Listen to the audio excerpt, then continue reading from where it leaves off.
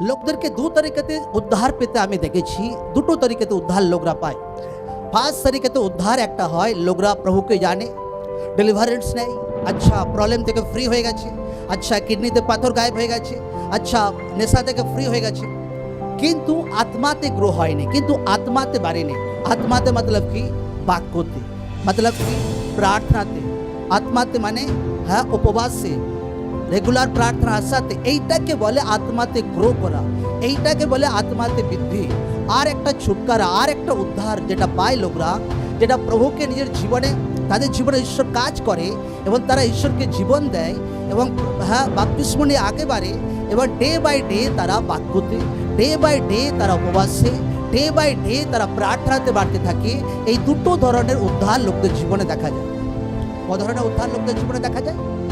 জোরসে বলে ক ধরনের? জোরসে বলে ক ধরনের?